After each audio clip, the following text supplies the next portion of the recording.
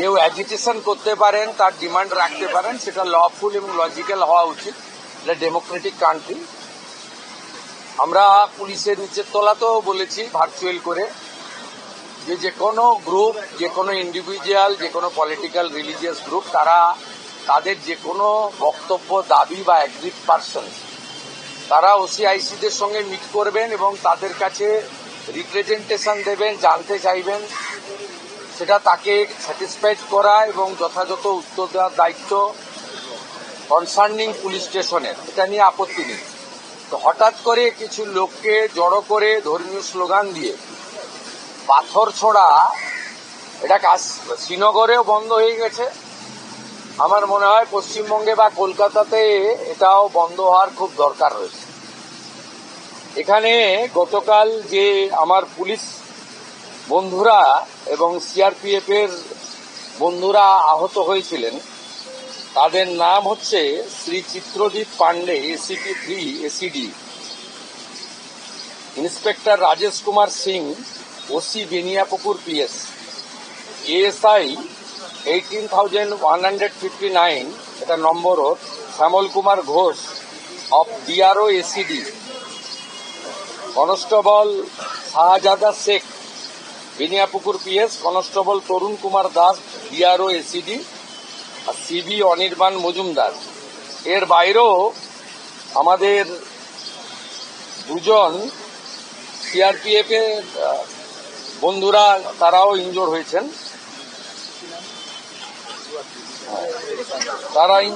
আমি মূলত এদের সঙ্গে দেখা করতে এসেছিলাম, ওদের শরীর স্বাস্থ্য কেমন আছে, ওদের ইনজুরি কেমন হয়েছে, আর আমাদের যে এন্টায়ার ফোর্স কালকে এত ভালো কাজ করেছেন, বড় ল অ্যান্ড অর্ডার ক্যাজুয়ালিটির হাত থেকে মানুষজনকে বাঁচিয়েছেন, তাদেরকেও আমি সাপোর্ট দিতে এসেছিলাম।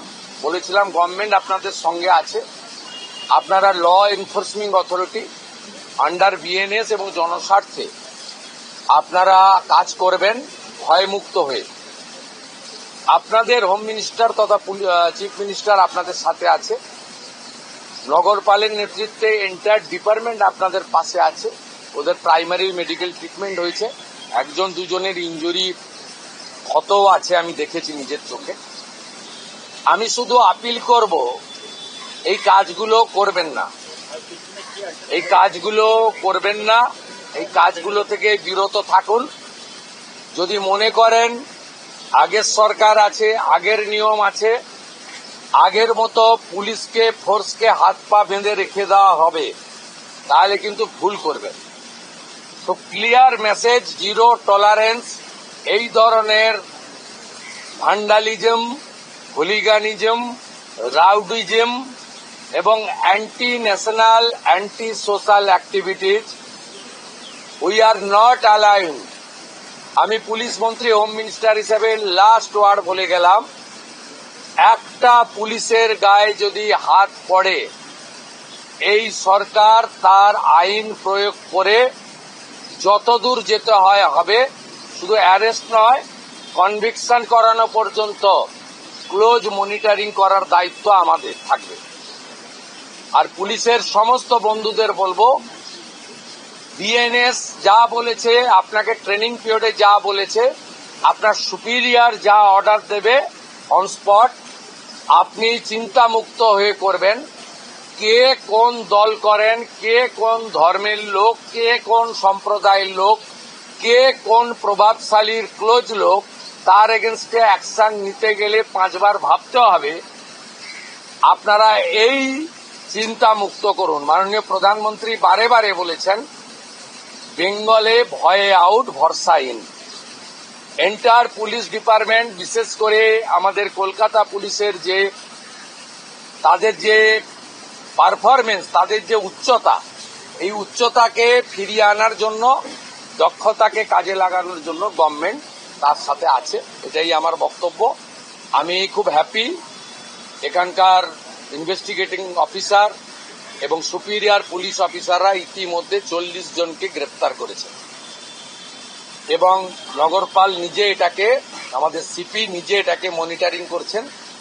লফুল অ্যাকশন আন্ডার বিএনএস যেটা করার দরকার এটা আইনগতভাবে তারা করবে, সেটা যে চিফ মিনিস্টার হোম মিনিস্টার আমি বলবো না, আইনে যা লেখা আছে সেই অনুযায়ী ব্যবস্থা হবে।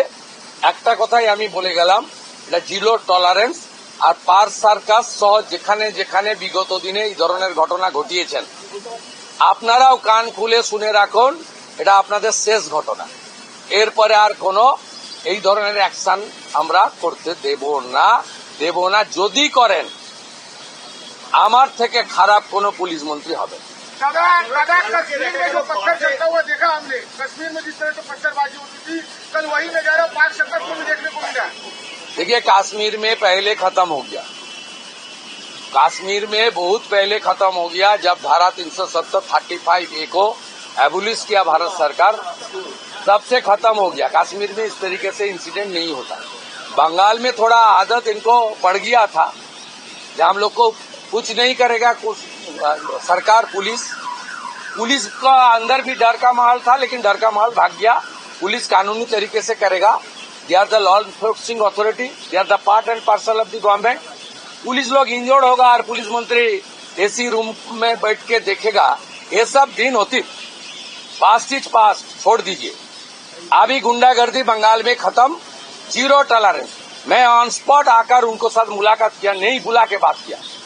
ये मैसेज जो उपद्रवी है उनको भी ये मैसेज चला जाना चाहिए कि ये सरकार अपने कार्रवाई करेगा। इस सरकार देखना है सोचना है में नहीं है। আমাদের ভিডিও ভালো লাগলে লাইক এবং শেয়ার করুন।